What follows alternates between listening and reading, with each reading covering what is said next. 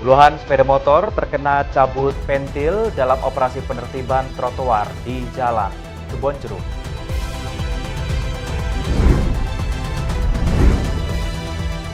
Menteri PPPA meminta maaf buntut usulan gerbong KRL wanita ditempatkan di tengah rangkaian.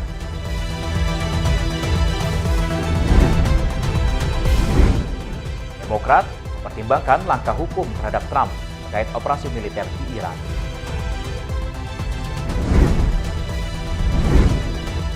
Halo, selamat petang pemirsa. Anda menyaksikan Berita Nasional Petang edisi 30 April 2026. Selain beberapa informasi tadi, kami juga masih mempunyai beragam informasi menarik lainnya bersama saya, Hakan.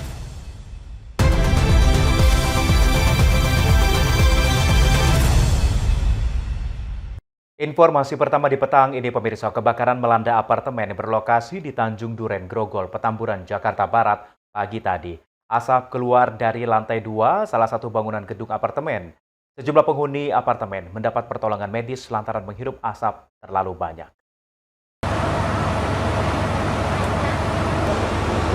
Kebakaran melanda apartemen berlokasi di Tanjung Duren, Grogol, Petamburan, Jakarta Barat pada Kamis 30 April 2026. Seorang pekerja retail di apartemen mengatakan kebakaran terjadi sekitar pukul 7:15 menit. Saat kebakaran, penghuni apartemen spontan berhamburan keluar mengevakuasi diri. Para penghuni serta pekerja apartemen memadati area kebakaran. Sejumlah petugas damkar berkantor di depan apartemen sigap melakukan pemadaman dan evakuasi penghuni yang terjebak. Petugas damkar mengoperasikan mesin penyedot asap seraya melakukan pemadaman. Kebakaran di salah satu sisi gedung membuat asap menyebar ke gedung lain. Dugaan sementara api berawal dari salah satu unit di lantai 5. Di sini asap tebal menyelimuti gedung. Dapat tadi lantai berapa? Saya terakhir di lantai 33, cuma saya jatuh dari lantai 3 lantai 9. Itu kondisi di dalam gimana, Pak? Sudah asap semua? Pula, iya. Dari lantai 9 itu sudah tertutup. Kemarin tadi di belakang saya masih banyak orang. Banyak orang ya. Itu titik asap awalnya dari lantai berapa? Kalau itu saya nggak tahu. Pokoknya saya terakhir itu lantai 9, saya jatuh sampai ke basement. Sampai basement apa jatuh? Bapak di sini apa bekerja atau Iya, kerja? Di lantai berapa bekerja? Di 33 saya. 33. Itu lantai 33. Iya, lantai 33. Belum ada laporan resmi mengenai korban luka ataupun korban jiwa. Namun sejumlah penghuni dievakuasi mendapatkan pertolongan medis berupa bantuan oksigen akibat menghirup asap tebal. Penyebab pasti kebakaran dalam penyelidikan. Tim Liputan Berita Nasional TV.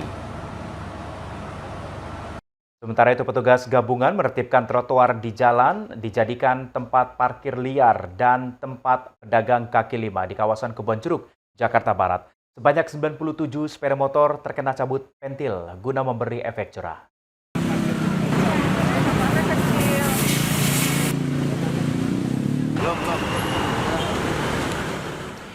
Petugas gabungan melakukan penertiban di sejumlah trotoar jalan di wilayah Kecamatan Kebonjeruk, di antaranya Jalan Lapangan Bola, Jalan Panjang hingga Jalan Kedoya Selatan pada Rabu 29 April 2026. Kedatangan petugas membuat panik para pemilik kendaraan yang memarkirkan sepeda motornya di atas trotoar.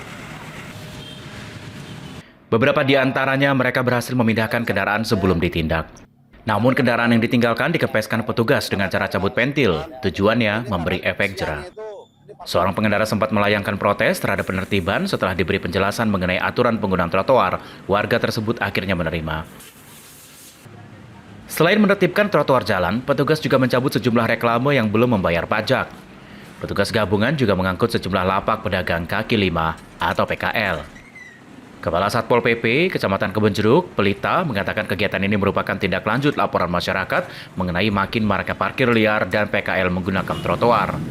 Dalam operasi ini, 97 sepeda motor terjaring operasi cabut pentil.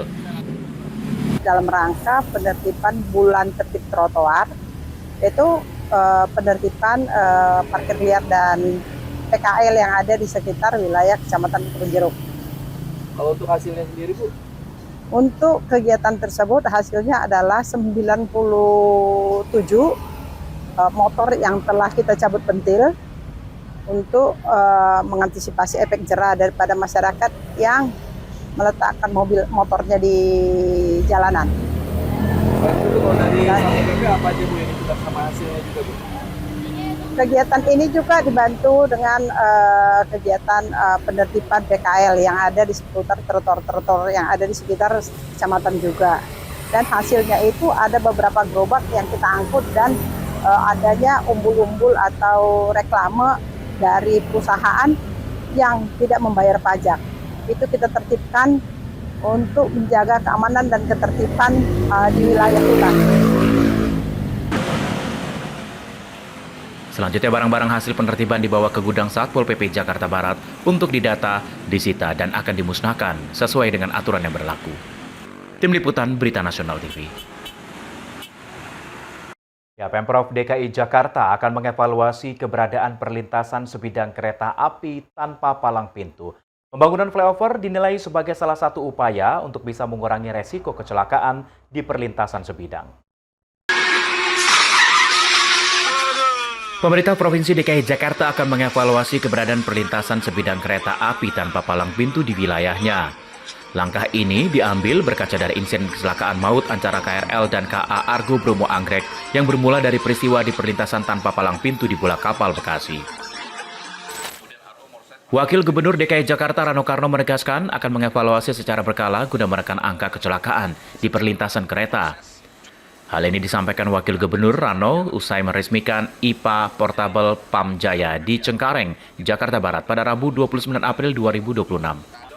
Rano mengakui belum semua perlintasan kereta di Jakarta memiliki palang pintu yang ideal. Namun Pemprov DKI berupaya memastikan perlintasan rawan setidaknya memiliki petugas penjaga demi keselamatan warga.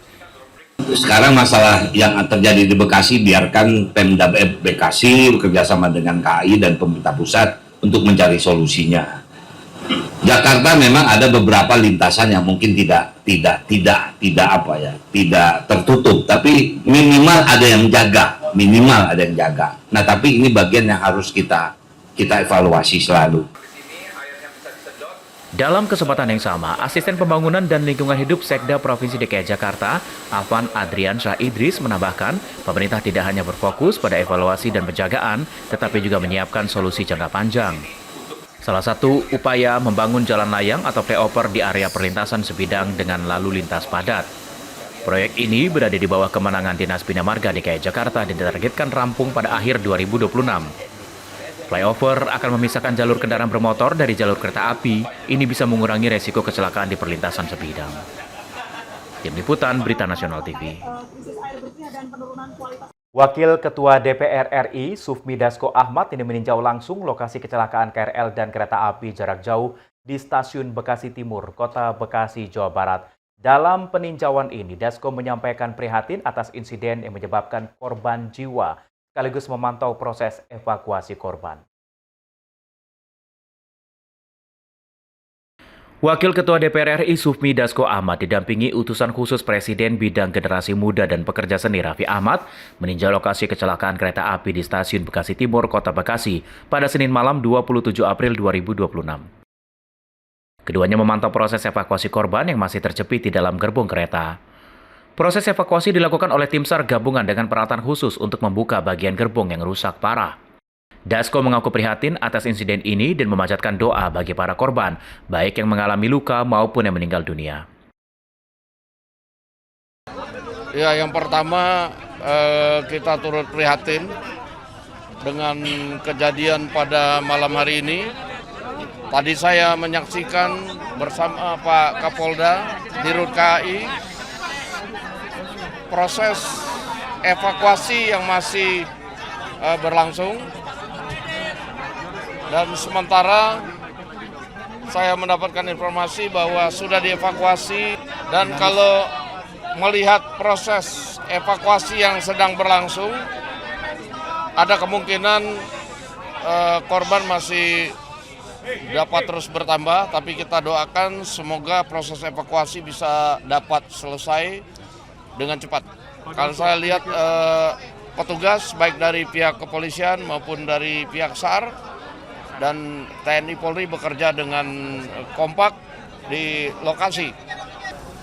Selanjutnya proses evakuasi seluruh korban telah dinyatakan selesai pada Selasa pagi 28 April 2026 setelah tim SAR gabungan bekerja selama hampir 12 jam. Jumlah korban akibat insiden ini belasan korban meninggal dunia dan 90-an orang lain yang mengalami luka-luka. Sebelumnya, insiden bermula dari kecelakaan di perlintasan rel kawasan Bulak Kapal saat sebuah taksi tertabrak KRL. Akibat kejadian tersebut, perjalanan KRL terganggu dan salah satu rangkaian berhenti di stasiun Bekasi Timur sebelum akhirnya ditabrak kereta jarak jauh Argo Bromo Anggrek dari belakang. Kecelakaan ini sempat menyebabkan gangguan perjalanan KRL dan kereta jarak jauh di lintas Bekasi Cikarang sebelum proses pemilihan jalur dilakukan. Tim Liputan, Berita Nasional TV. Ya, sementara itu Menteri Pemberdayaan Perempuan dan Perlindungan Anak Arifah Fauzi ini menyampaikan permintaan maaf. Sebelumnya Arifah mengusulkan gerbong KRL wanita ditempatkan di tengah rangkaian. Pernyataan Arifah ini viral dan menjadi gunjingan di media sosial.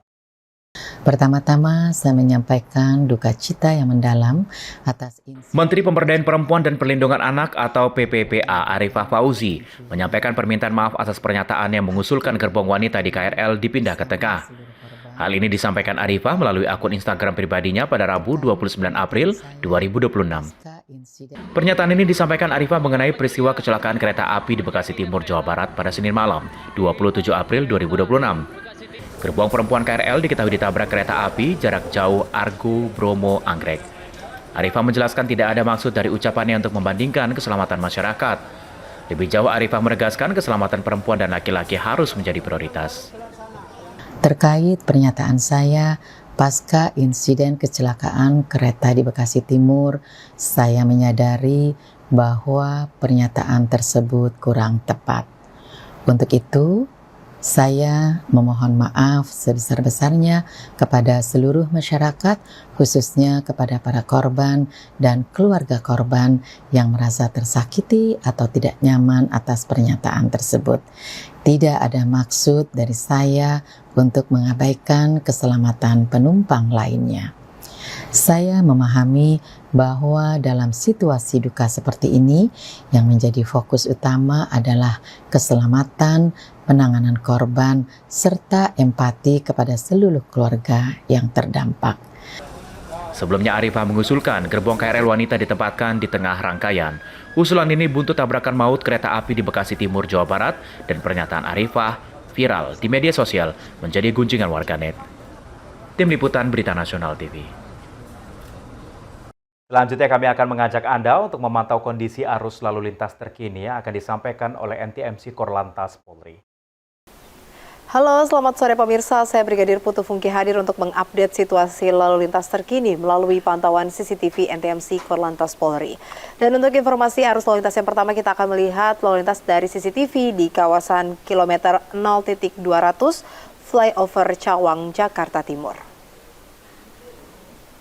Situasi arus lalu lintas saat ini dari arah Cawang yang akan menuju ke Grogol di tol dalam kota, atau dari pantauan CCTV kita lihat dari arah atas yang akan menuju ke bawah di sebelah kanan pemirsa, lalu lintas sore hari ini terpantau lancar. Walaupun sudah ada peningkatan jumlah kendaraan, namun arus lalu lintas masih terpantau cukup lancar di kawasan ini. Antisipasi akan kendaraan yang akan memotong jalan menuju ke kawasan Cikampek. Selanjutnya pemirsa dari arah sebaliknya, yaitu dari arah Grogol yang akan menuju ke Cawang di jalur tol dalam kota, kita lihat bersama saat ini sedang terjadi antrian kendaraan yang cukup panjang.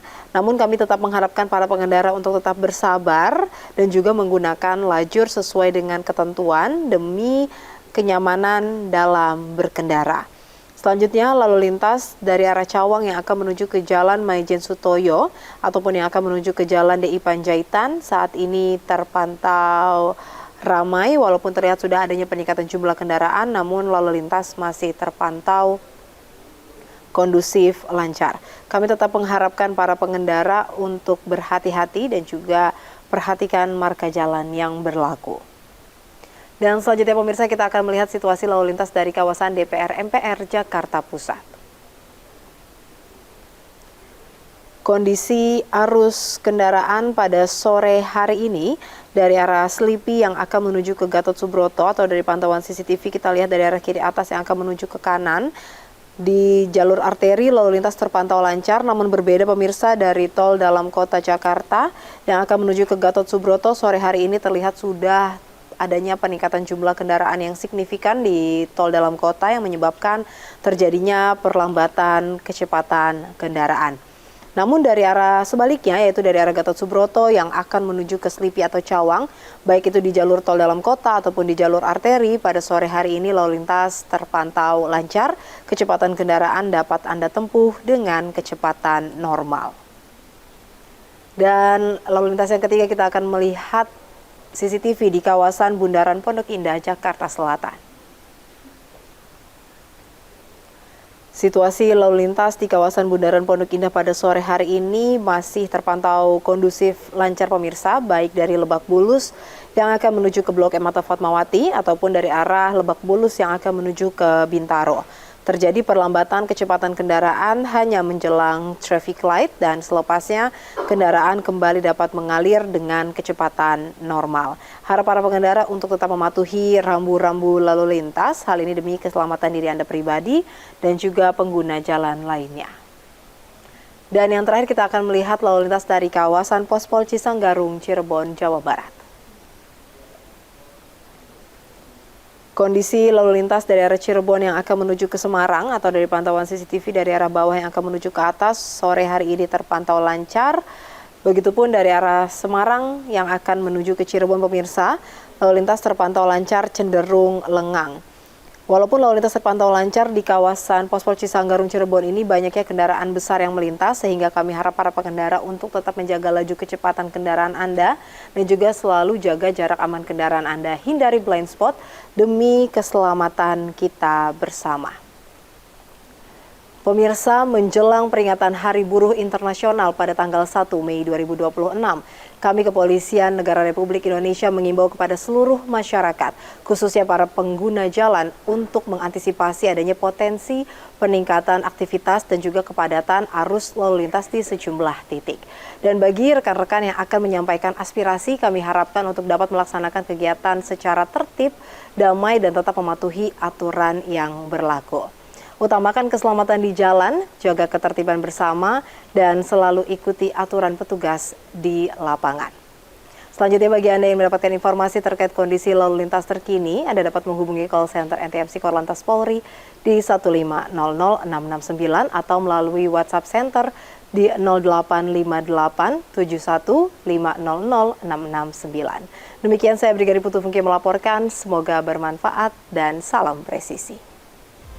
Informasi menarik lainnya akan kami hadirkan usai jeda. Tetaplah bersama kami.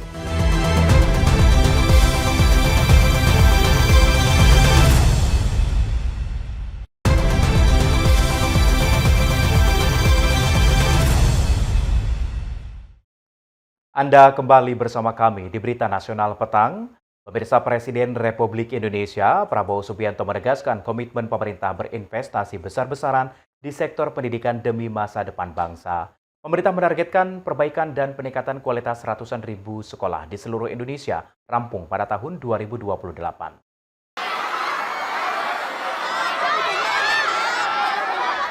Presiden Republik Indonesia Prabowo Subianto menegaskan komitmen pemerintah melakukan investasi besar-besaran di sektor pendidikan.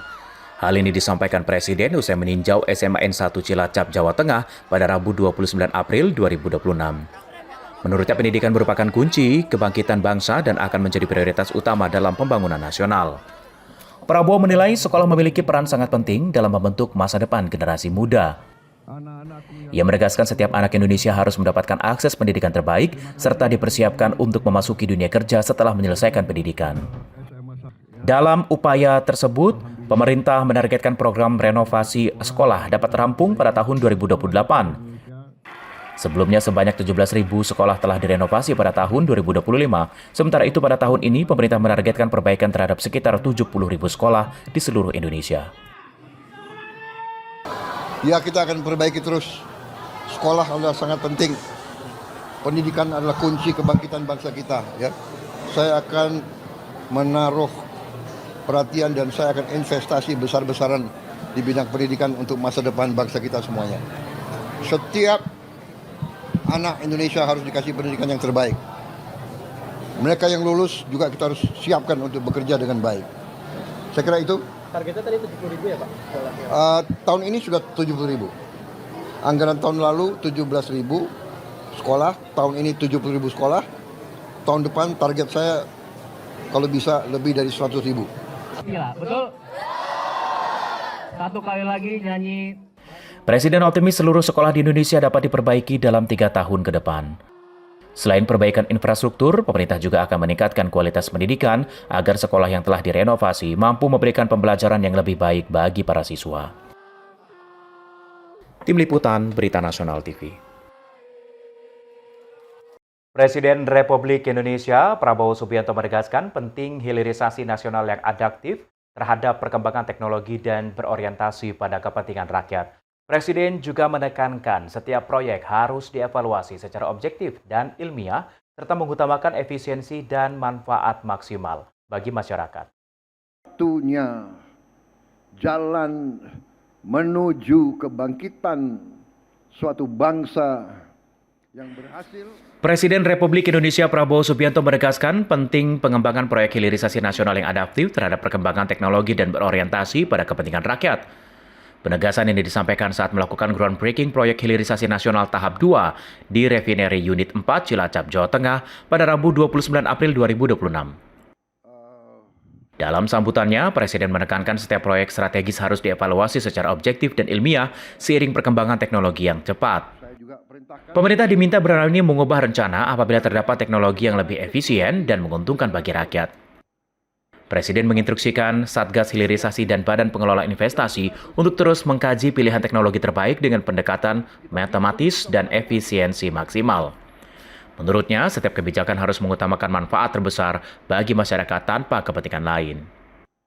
Karena itu, saya minta kita objektif dan kita bersifat scientific.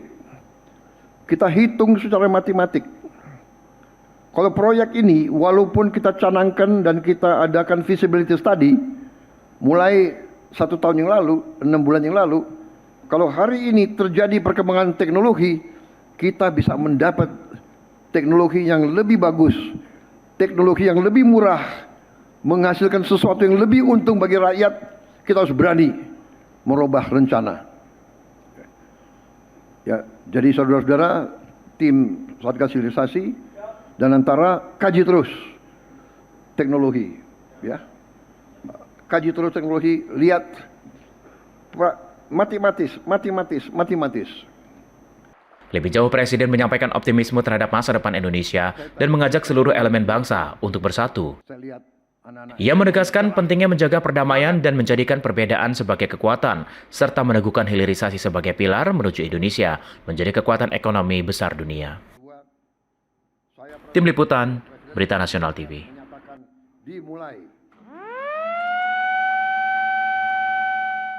Ya, sementara itu Presiden Republik Indonesia Prabowo Subianto dijadwalkan meresmikan 21 rumah sakit umum daerah tipe C pada Mei 2026 sebagai bagian dari program hasil terbaik cepat atau PHTC. Langkah ini menjadi upaya pemerintah untuk memperluas akses dan meningkatkan kualitas layanan kesehatan hingga ke daerah terpencil. Presiden Prabowo Subianto dijadwalkan akan meresmikan 21 rumah sakit umum daerah tipe C pada Mei 2026. Peresmian ini menjadi bagian dari program hasil terbaik cepat atau PHTC yang berfokus pada peningkatan kualitas layanan kesehatan di daerah. Kepala Bidang Komunikasi Pemerintahan RI Muhammad Kodari menyebutkan bahwa 21 RSUD tersebut merupakan bagian dari total 32 RSUD yang sedang dikerjakan dalam 3 tahap atau batch. Seluruh rumah sakit yang siap diresmikan telah memenuhi standar layanan dasar termasuk ketersediaan 7 dokter spesialis utama. Kehadiran RSUD tipe C ini diharapkan mampu mendekatkan akses layanan kesehatan bagi masyarakat, terutama di wilayah daerah tertinggal, perbatasan, dan kepulauan. Dengan fasilitas yang lebih lengkap, masyarakat tidak perlu lagi menempuh perjalanan jauh untuk mendapatkan penanganan medis spesialis. Dari total 32 rumah sakit tersebut, 21 telah siap untuk diresmikan oleh Bapak Presiden yang direncanakan pada bulan Mei 2026. 21 RSUD ini sekaligus telah dilengkapi, alhamdulillah, 7 dokter spesialis dasar, yaitu dokter anak, bedah, anestesi, penyakit dalam, obgyn, radiologi, dan patologi klinik. Ini artinya masyarakat di daerah-daerah tersebut tidak perlu lagi bepergian jauh untuk mendapatkan layanan spesialis. Program PHTC juga menargetkan peningkatan status 66 RSUD dari tipe D Pratama menjadi tipe C berkualitas dalam periode 2025 hingga 2027. Pembangunan dilakukan secara bertahap dengan sebagian besar proyek telah mencapai proses signifikan, meski masih terdapat kendala di beberapa lokasi. Selain meningkatkan akses kesehatan, program ini juga memberikan dampak ekonomi melalui penyerapan tenaga kerja. Diperkirakan puluhan ribu lapangan pekerjaan akan terbuka seiring beroperasinya seluruh RSUD tipe C, sekaligus menegaskan komitmen pemerintah dalam menyediakan layanan kesehatan yang merata dan berkualitas bagi seluruh masyarakat. Dari Jakarta, Ajeng Tiara, Galuh Anggara, Berita Nasional TV. Ya, sementara itu Presiden ini dijadwalkan juga akan hadir dalam peringatan Hari Buruh Nasional di Monumen Nasional pada 1 Mei mendatang. Kehadiran ini menegaskan komitmen pemerintah berdiri bersama pekerja dan menjaga keberlanjutan lapangan kerja. Presiden Prabowo Subianto dijadwalkan akan menghadiri peringatan Hari Buruh Nasional yang akan digelar di Monumen Nasional Jakarta pada 1 Mei mendatang. Kehadiran Presiden dalam momen ini menjadi sinyal komitmen pemerintah dalam memberikan perhatian terhadap kaum pekerja dan buruh di tanah air. Kepala Bidang Komunikasi Pemerintahan RI, M. Kodari menyebut bahwa Presiden diagendakan hadir dalam puncak peringatan Hari Buruh Nasional 2026. Kegiatan ini akan dipusatkan di Monas dan diharapkan menjadi momen penting untuk menegaskan keberpihakan pemerintah terhadap buruh. Menurut Kodari, pemerintah menegaskan posisinya bukan berhadapan dengan pekerja, melainkan berdiri bersama mereka. Negara disebut hadir sebagai pelindung pekerja, sekaligus menjaga keberlanjutan lapangan kerja di tengah dinamika ekonomi. Negara hadir sebagai pelindung pekerja, sekaligus menjaga keberlanjutan lapangan kerja. Karena itu kami percaya bahwa kesejahteraan pekerja dan kesehatan dunia usaha bukanlah hal yang saling bertentangan, melainkan dua sisi dari satu tujuan yang sama. Kalau dunia usahanya nggak sehat, nggak bisa gajian ya Pak Kerja. Demikian pula sebaliknya. Sebagai bentuk komitmen tersebut, Presiden Prabowo insya Allah diagendakan hadir pada puncak peringatan Hari Buruh Nasional 2026 yang akan digerakkan di Monumen Nasional Jakarta. Lebih lanjut, pemerintah menilai kesejahteraan pekerja dan kesehatan dunia usaha merupakan dua hal yang saling berkaitan. Keduanya dipandang sebagai salah satu kesatuan yang harus dijaga agar roda ekonomi tetap berjalan dan para pekerja dapat terus mendapatkan perlindungan yang layak. Dari Jakarta, Ajeng Tiara, Galuh Anggara, Berita Nasional TV. Informasi dari dunia internasional akan kami hadirkan usai jeda, tetaplah bersama kami.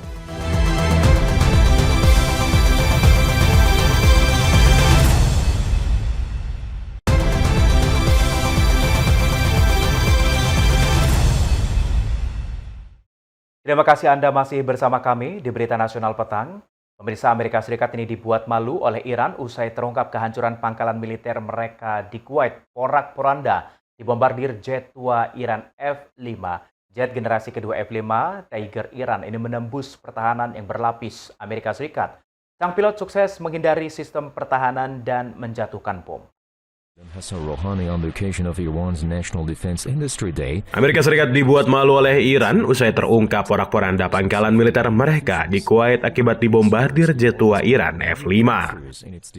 Middle East Monitor melaporkan sejumlah fasilitas utama di pangkalan militer Amerika Serikat di Camp Behring, Kuwait, rusak parah digempur rudal-rudal drone termasuk jet tempur F-5 Iran. Kerugian dialami hingga miliaran dolar Amerika Serikat. Usia jet tempur Northrop F-5 terbilang tua, diproduksi dan beroperasi antara 1960-an hingga 1970-an. Teheran menargetkan landasan pacu pesawat, sistem radar canggih, lusinan pesawat, gudang-gudang, pusat komando, hangar, hingga infrastruktur satelit komunikasi milik Amerika Serikat di sejumlah negara di Timur Tengah. Camp Behring memiliki perlindungan pangkalan dari serangan udara berlapis dengan rudal Patriot, jangkauan radar canggih, hingga jaringan pengawasan regional. Jet generasi kedua F-5 Tiger Iran menembus pertahanan berlapis. Sang pilot sukses menghindari sistem pertahanan dan menjatuhkan bom. Iran kemungkinan melancarkan serangan salvo atau bersamaan ke pangkalan menggunakan drone-drone dan rudal-rudal, membuat sistem pertahanan udara di Camp Bahrain kewalahan mengantisipasi. Jet-jet tempur Iran menerobos pertahanan dengan ketinggian rendah sehingga sulit dideteksi radar pangkalan Amerika Serikat dan kerepotan menangkisnya. Sementara itu, Amerika Serikat mengeluarkan sanksi baru menargetkan jaringan keuangan rahasia Iran. Sebelumnya, pasukan militer Amerika Serikat ini memblokade kapal-kapal yang berangkat menuju atau dari pelabuhan Iran untuk menekan perekonomian Iran. Upaya ini belum berhasil sehingga Washington ini memberlakukan sanksi. Amerika Serikat mengeluarkan sanksi baru menargetkan jaringan keuangan rahasia Iran. ABC News, Rabu 29 April 2026 menyatakan, pemerintahan Donald Trump mengambil tindakan terhadap sekitar 35 entitas dan individu dituduh mengoperasikan jaringan perbankan bayangan Iran. Washington menerangkan, entitas dan individu ini memungkinkan rezim Iran menghindari sanksi dan mengantongi puluhan miliar dolar Amerika Serikat. Iran menggunakan bank bayangan menghindari sanksi. Juru bicara Departemen Luar Negeri Amerika Serikat, Tommy Pigott, mengatakan dengan membongkar saluran keuangan bisa memajukan kebijakan pemerintah Amerika Serikat dalam konflik dengan Iran dan menggarisbawahi komitmen memberikan tekanan maksimal kepada Teheran. Menteri Keuangan Amerika Serikat, Scott Bessent, mengatakan sistem ini bisa mengganggu perdagangan global dan memicu kekerasan di seluruh Timur Tengah. Departemen Keuangan Amerika Serikat mengatakan, bank-bank Iran bergantung pada perusahaan swasta. Perusahaan ini dimanfaatkan melakukan pembayaran atas transaksi Iran yang dikenai saksi. Pembayaran atas nama Korps Garda Revolusi Iran atau IRGC, perusahaan minyak nasional Iran, dan entitas lain yang dikenai sanksi. Sebelumnya, pasukan militer Laut Amerika Serikat memblokade kapal-kapal yang berangkat menuju atau dari pelabuhan Iran untuk menekan perekonomian Iran. Namun, upaya ini belum berhasil sehingga Washington memberlakukan sanksi. Sejumlah penasehat senior Trump ingin Trump mempertahankan blokade Amerika Serikat terhadap Selat Hormuz dan memberlakukan lebih banyak sanksi ekonomi menekan Iran. Dan berharap seluruh dunia bergabung memberikan sanksi berat. Pemerintahan Trump dan sekutu percaya sanksi bisa membuat Iran tidak mungkin menyimpan lebih banyak minyak. Lalu Teheran menutup sumur minyak menyebabkan kerusakan ekonomi besar. Partai Demokrat di Kongres Amerika Serikat ini mempertimbangkan langkah hukum terhadap Presiden Trump jika melanjutkan operasi militer di Iran tanpa persetujuan Kongres. Kongres Amerika Serikat belum memberikan otorisasi penggunaan kekuatan militer terhadap Iran. Batas waktu operasi militer Amerika Serikat di Iran hingga Jumat 1 Mei 2026.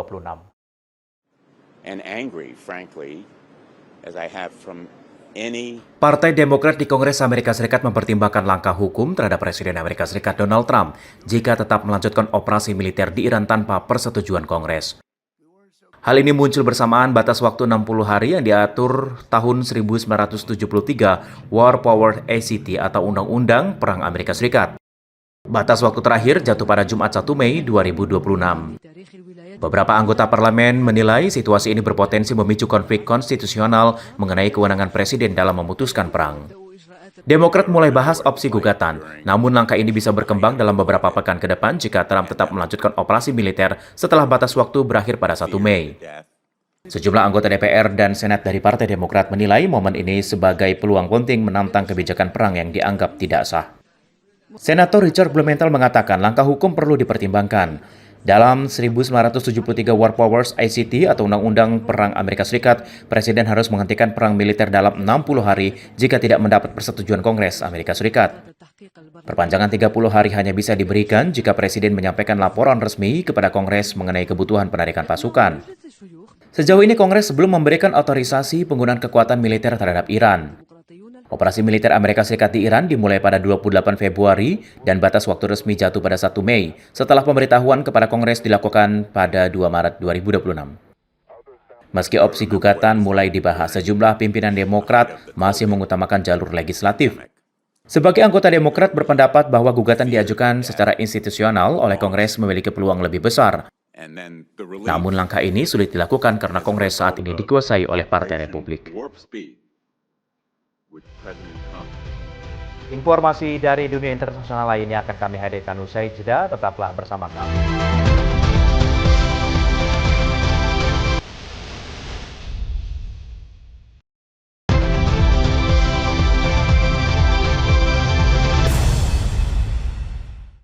Terima kasih Anda masih bersama kami di Berita Nasional Petang. Pemirsa, Amerika Serikat dan Iran ini belum menunjukkan tanda-tanda akan berakhir. Konflik ini memasuki fase seperti perang dingin menunggu lawan menyerah lebih dulu.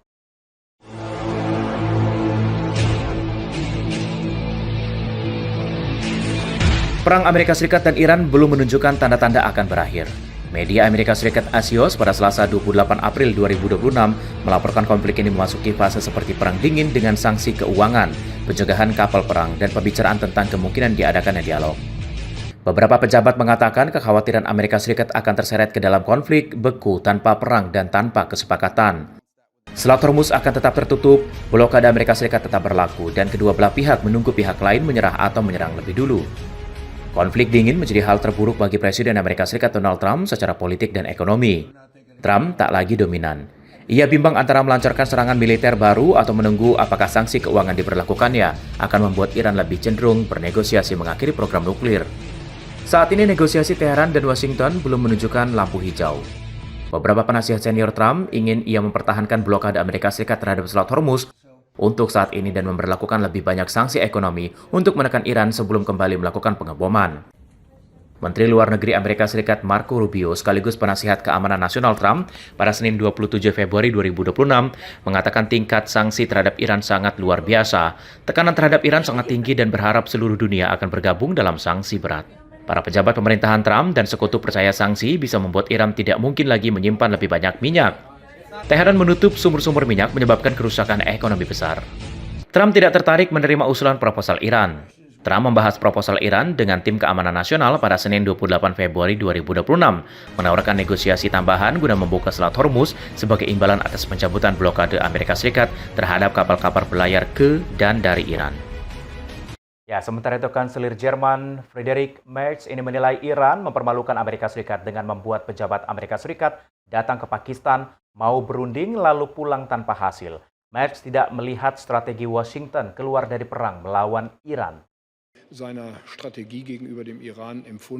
Kanselir Jerman Friedrich Merz menilai Iran mempermalukan Amerika Serikat dengan membuat pejabat Amerika Serikat datang ke Pakistan berunding lalu pulang tanpa hasil. Merz juga mengatakan ia tidak melihat strategi Amerika Serikat yang jelas untuk keluar dari perang melawan Iran. Hal ini disampaikan Friedrich Merz saat berbicara kepada para mahasiswa di kota Marsberg, negara bagian Northern Westphalen, Senin 27 April 2026. Menurut Merz, Iran sangat piawai bernegosiasi, membiarkan Amerika datang ke Islamabad lalu pulang lagi tanpa hasil apapun. Lebih jauh, Merz menyatakan, sebuah negara sedang dipermalukan oleh kepemimpinan Iran, terutama oleh Garda Revolusi Iran atau IRGC. Presiden Amerika Serikat Donald Trump sebelumnya mengkritik keras sekutu-sekutu di Aliansi Pertahanan Negara Atlantik Utara atau NATO karena tidak membantu Amerika Serikat menghadapi serangan balasan terhadap Iran sejak perang pecah pada Sabtu 28 Februari 2026. Trump mengeluh sekutu Amerika Serikat di Eropa tidak mengirim angkatan laut membantu membuka Selat Hormuz selama perang di blokade Iran. Trump mengancam akan keluarkan Amerika Serikat dari NATO. Merz mengungkit, Jerman dan negara-negara Eropa tidak diajak berkonsultasi sebelum Amerika Serikat dan Israel menyerang Iran pada akhir Februari 2026. Merz menyebut konflik menelan biaya besar bagi Jerman. Sebelum perang Amerika Serikat melawan Iran, hubungan antara Washington dan Eropa merenggang. Sementara itu, Presiden Amerika Serikat Donald Trump ini melontarkan kecaman keras terhadap kanselir Jerman Friedrich Merz usai mengkritik serangan Amerika Serikat dan Israel terhadap Iran. Trump menyindir kondisi internal Jerman sedang mengalami kesulitan ekonomi akibat kepemimpinan yang tidak tegas.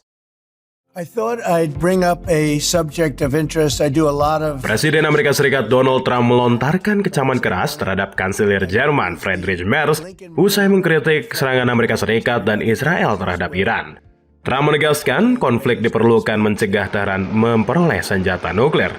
Perseteruan ini semakin memperpanjang daftar ketegangan antara Trump dengan sekutu Eropa dan NATO yang tidak mendukung operasi militer di Iran. Trump juga menyindir kondisi internal Jerman dengan menyebut negara sedang mengalami kesulitan ekonomi akibat kepemimpinan yang dianggap tidak tegas. Selama ini, Jerman dikenal sebagai salah satu sekutu paling setia bagi Amerika Serikat dan Israel. Namun, Merz memberikan penilaian belak-belakan dengan menyebut Washington dipermalukan oleh taktik negosiasi Iran. Merz menyoroti kegagalan diplomasi Amerika Serikat, di mana Iran menolak bertemu dengan pejabat Amerika Serikat sebelum blokade pelabuhan di Iran dicabut. Saat militer Israel membombardir Iran tanpa provokasi pertengahan tahun 2025, Merz mengatakan Israel melakukan pekerjaan kotor. Jerman menjadi salah satu pemasok senjata terbesar bagi Israel. Namun, perang Amerika Serikat dan Israel terhadap Iran menyebabkan harga minyak melonjak.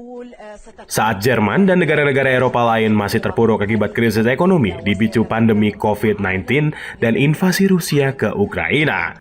Ketika Merz mengunjungi Gedung Putih pada April 2026, Trump mengancam akan memutus perdagangan dengan Spanyol karena sikapnya yang menentang perang. Saat itu, Merz diam ketika Trump mencaci maki Spanyol dan memuji Jerman selama pertemuan. Jangan beranjak pemirsa, informasi menarik lainnya akan kami hadirkan usai jeda, tetaplah bersama kami.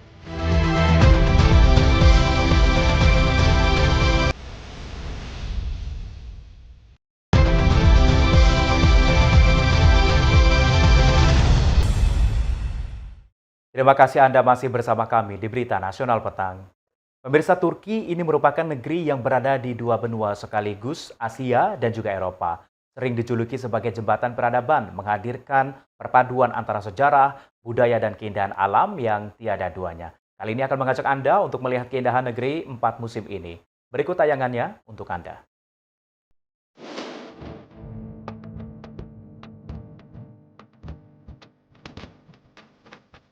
Selamat datang di Kapadokia. Keajaiban alam di sini terbentuk dari letusan gunung berapi jutaan tahun lalu, menghasilkan batuan tufa mudah tererosi angin dan hujan sehingga membentuk cerobong-cerobong peri setinggi puluhan meter. Lebih dari sekedar pemandangan, Kapadokia menyimpan warisan peradaban Kristen awal. Gereja-gereja batu di Goromeb dipenuhi fresko berusia ribuan tahun.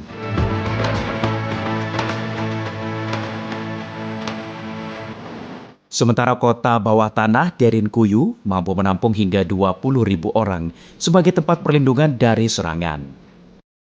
Kini, Kapadokia menjadi salah satu destinasi wisata paling populer di dunia, terutama melalui pengalaman balon udara di pagi hari yang menampilkan panorama tak terlupakan.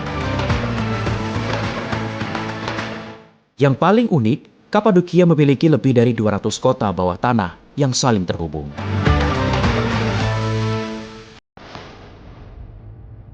Selanjutnya kita menuju ke Sanliurfa, kota kuno yang dikenal sebagai kota para nabi. Disinilah legenda menyebut Nabi Ibrahim lahir. Tempat paling ikonik adalah Balik Ligol atau kolam ikan suci, dipercaya sebagai lokasi mukjizat ketika api digunakan membakar Nabi Ibrahim berubah menjadi air dan kayu menjadi ikan. Hingga kini, ikan-ikan di kolam ini dianggap suci dan tidak boleh ditangkap. Selain kisah religius, Sanliurfa juga penting dalam sejarah peradaban. Kota ini dulu bernama Edesa, pusat literatur dan teologi Kristen Timur. Tak jauh dari kota, terdapat situs Göbekli Tepe, kuil batu berusia 11.000 tahun, disebut sebagai monumen religius tertua di dunia. Bahkan, Göbekli Tepe di Sanliurfa lebih tua dari piramida Mesir.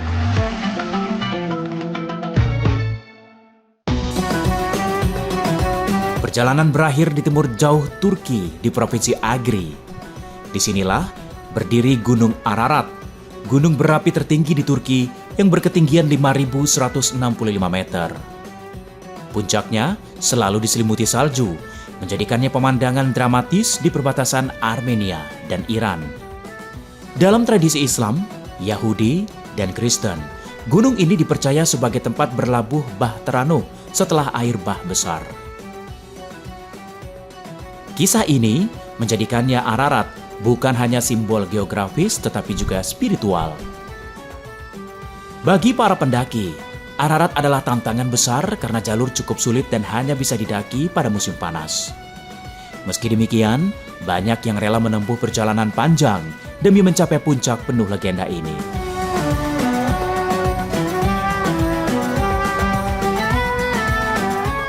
Di pesisir barat Turki berdiri megah Efesus. Kota kuno pernah menjadi pusat perdagangan dan intelektual dunia Romawi. Disinilah berdiri perpustakaan Celsus, mampu menyimpan ribuan gulungan naskah kuno. Teater raksasa menampung hingga 25.000 orang dulu digunakan untuk pertunjukan gladiator hingga pidato politik. Tak kalah penting, Efesus juga dikenal sebagai salah satu dari 7 keajaiban dunia kuno seperti kuil Artemis. Meski kini tersisa puing-puing, namun dulu kuil ini dianggap bangunan religius terbesar di dunia.